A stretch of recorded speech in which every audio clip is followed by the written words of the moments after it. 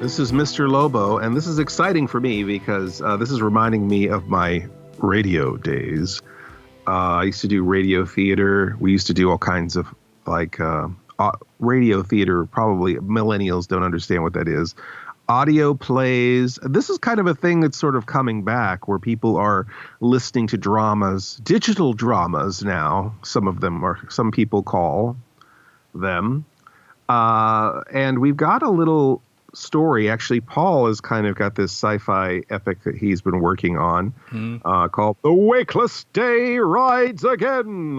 A fiery horse with the speed of light, a cloud of dust, a hardy high silver. The Wakeless Day Rides Again. Has nothing to do with the Lone Ranger or Westerns at all. It's actually an autobiography. Yes, this is what's happening to Paul out in space. And, you don't get to be there for all the real drama as it's happening. So this is sort of a dramatization, I guess, of Paul's misadventures in outer space. Is that fair to say, Paul? Sure. All right. So where can I find this if once we're done with this? Where would they be able to find such a... It's going to be part of the podcast, of course. Patreon.com/Sleepless Knights podcast. We have taken these poor viewers all over the place, but we've never taken them into a shitty radio drama. So anyhow, we're going to do a table read right now. This is the first time I've ever looked at this. Now I am playing myself, I'm assuming. Am I playing some of these other characters? Actually, you're going to play a character that we've established on the show called Gal 9000. Okay, this is the sister computer to Abacus, right? I guess. I don't know if we ever wrote an origin for her, but she's the guidance. I mean, Gal 9000's already been in Cinema Insomnia. Has she? Yeah. Okay. Yeah, she's a computer just like Abacus is. Okay. You didn't know that? No, I did not. I do now. Now I got to change the name. What do you have to change the name for? Nothing. I was just playing off the words of HAL 9000. Oh, so you thought this was the wholly original name that just happens to be the name of another computer on the show? Hey, it's just like the guy that told us that he created the word for art. So, Paul, you were there when we did the Nixon episode, weren't you? And that was Gal 9000 on that episode? The computer that was in Nixon's area was Gal 9000. The computer that was in my area was Abacus. We just changed the sticker. And then the computer that is in Alan Smithy's area is Nielsen. You were there for all of that. Are you sure it wasn't my life decoy? So anyway, this is something completely original, not based off of anything else, including Cinema Insomnia. You have Cosmonauti in there. I just assumed that you put Gal 9000 in there for the same reason that you would put Cosmonauti in there. I guess it was a subliminal thing. You just planted it in my head because it was just, I don't know. One of the episodes we needed a computer and we were just playing off of HAL 9000. All right. That's funny. That is actually hilarious. All right. I'm so we're laughing. all learning something. I'm laughing so hard. We've all learned something. I want to unlearn this now. Can I unlearn it? I mean, you may have come up with it for the show because you were part of the episode. Maybe it was. Maybe I was the one that gave it its name, and then it's stuck to me somewhere. Whatever. I don't know. I mean, we just talked about Hanna-Barbera, and maybe I'm just reincarnation of Hanna-Barbera. We've split into so many parallel universes now. I'm not sure how I'm reincarnated from them, considering they only died a couple of years ago, but I'm reincarnated of. Okay, so I'm going to read this. I'm reading as Gal 9000, a wholly original character created by Paul. Wholly original. Nobody's ever heard of it before. Yes, so Gal 9000, playing off of HAL 9000 from 2001, which is the computer on the spaceship. And those who haven't heard that, this is what Gal 9000 sounds. Hello, everybody. My name is Gal 9000, and I'm excited to play this role. Isn't that great? Oh, so she's got like a cute lady Australian voice. I'm not very good at sounding like a lady or an Australian, but I will try my best for the purposes of this. Well, I'll do my job of directing and you do your job of acting. How's that sound? Sure. Okay. That's my line, but okay. I mean, you stole Gal 9000. I figure I can steal your line. I guess you'll be you and I'll be Gal.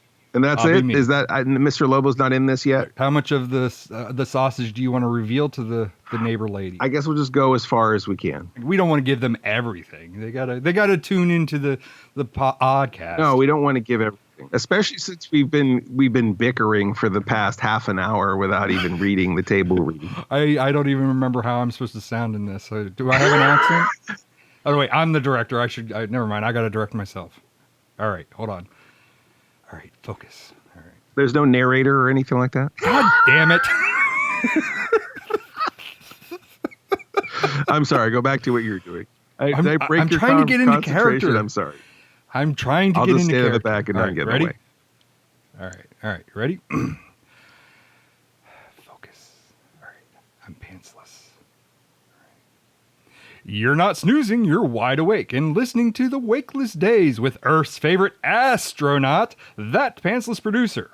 I'm floating in space, alone and in the absence of Mr. Lobo. That means you're going to get an episode that only one of the listening base has actually enjoyed.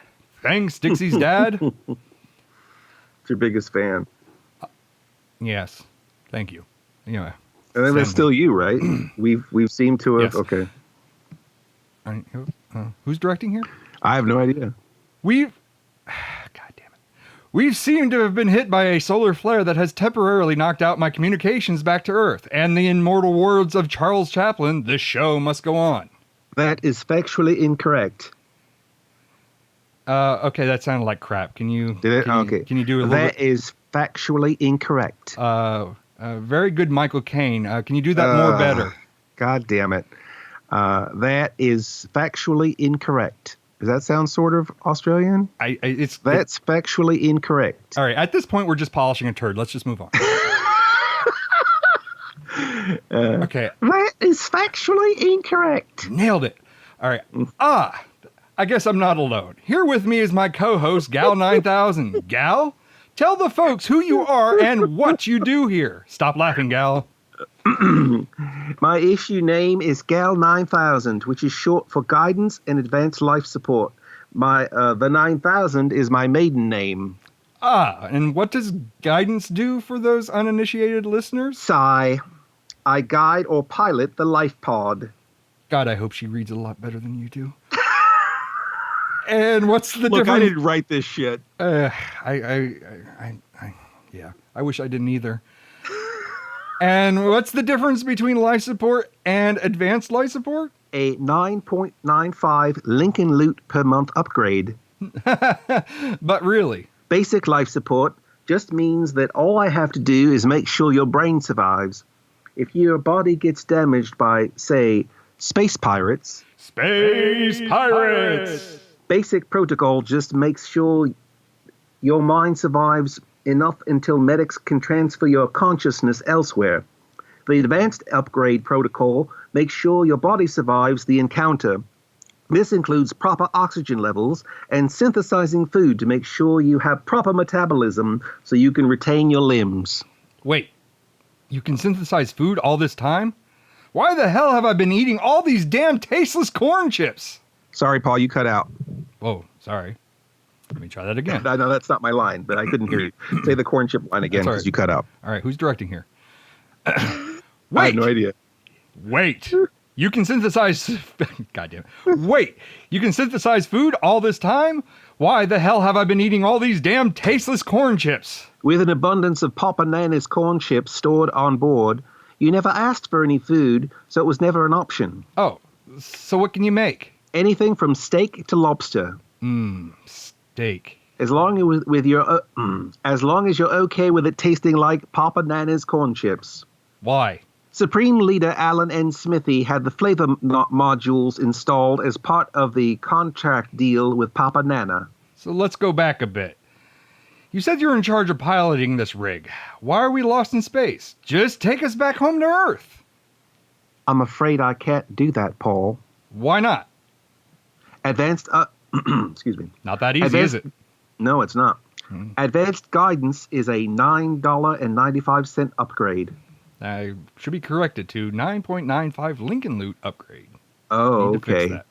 Advanced guidance is a $9.95 Lincoln Loot upgrade. I think you said 9.95 Lincoln Loot last time. 9.95 Lincoln Loot upgrade. Close enough for jazz. Boy, that's going to be hard to. That $9.95 Lincoln Loot upgrade might be better. You might need to say dollars in there for that to make any sense at all. Maybe. Because maybe by the time this comes around, the Lincoln Loot will probably be well beyond everybody's. It could be. We haven't been talking a lot about Lincoln Loot. All right, go ahead. Loot, give me the line one more time. All right, hold on. I got to scroll up. Advanced guidance is a 9.9. You know what? Liam is going to kick my ass after he hears my shitty Australian accent. Size This is the guy, of a Liam is tangerine. doing his size of a tangerine. Gasoline. I could do my Road Warrior dialogue to warm up. I think, Liam's been doing our website. And What time for a break? Go ahead. advanced guidance is a $9.95 Lincoln Loot upgrade. Sure. Well, I authorized that upgrade. I'm afraid I can't do that, Paul. Gal, I authorized the upgrade. Authorization must come from Supreme Leader Alan N. Smithy. Well, I guess in normal circumstances, we would go to commercial while I figure out this problem at hand. So later on in the show, we can expect a visit from Dallas Buyers Club, Matthew McConaughey. Correction, McConaughey. Oh, Mac Conaughey. That's kind of odd. I hope he doesn't want to talk about Dallas Buyers Club. It's a movie I've never seen. But maybe he's willing not to talk about it. Shoot. Maybe emphasize not talk about it, since that's sort of like our thing, to not talk about movies, right? Maybe he's willing to not talk about it. Shoot. This isn't an episode that ends in one. Well, stay awake, true believers. Meanwhile, back on Earth, Paul, ground control to that pantsless producer, Abacus, get him back. Transmission There. term. Oh, now you're doing Abacus, okay. I thought I was going to do Lobo, but whatever. I guess I'll do Abacus. Mm-hmm. Transmission terminated. Transmission termination on his end. Connection isn't an option right now. I'm sure he's going to produce that lame Wakeless Days if I don't get it back ASAP. I told you, true to real life. I guess I should get to the bottom on how the life pod got ejected in the first place. All readouts say that the Black Knight satellite sustained no damage, unlike what Paul said. So why did the life pod get jettisoned? And then I'm yelling a bit off mic. Patch me to the Black Knight satellite. Get me Cosmonauty. Ooh, Cosmonauty's going to be in this. All right, well, that's intriguing, Paul. Cool. So we've got a little intrigue, some questions. What's really wrong with the life pod, right? Right. And then, of course, we've got two computers. We've got Abacus with Mr. Lobo down on Earth. And then we've got Gal 9000 done with a much better voice than Mr. Lobo trying to do a lady Australian computer.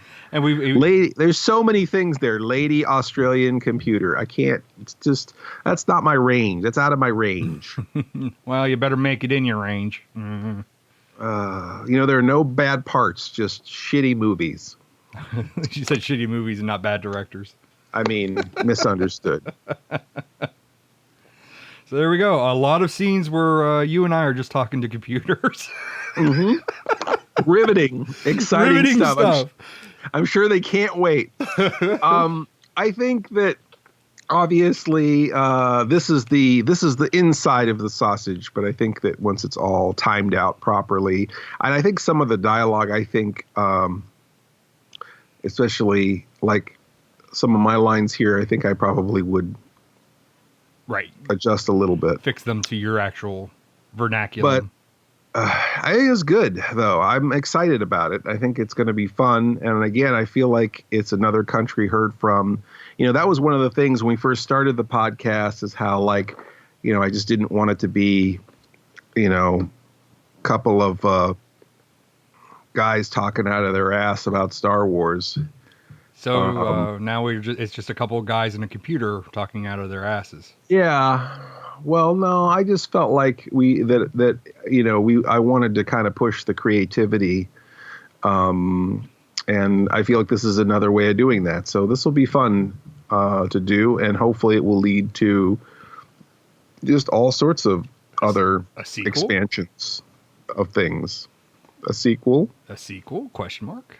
Question mark? I mean, I think this is fun in the absence, in the void of the fact that we can't really get together because of chronic diarrhea to shoot stuff, that we get to exercise other muscles. And with those other muscles, we're able to do things that we probably wouldn't even be able to do with actually shooting, because this is all theater of the mind. Right, exactly. We don't have to worry about budget or trying to get people in the same place. And so there could be a lot of creative stories, skits, collaborations that could be done in this kind of format. Did we ever worry about budget before? I always worry about it, but it never happens. There never is one to worry about. This is why we got to talk to computers. Oh, boy. All right. Well, this was cool. Well, thank you, Paul. Thank you. I'm excited about this. So are you still writing this? Is there a little more? Yeah, I got like 3 more sentences after where we just ended to add to it. So hopefully this will be ready to start recording by next week. Excellent. All right. Well, that was our little sneak preview of the Wakeless Days Rides Again.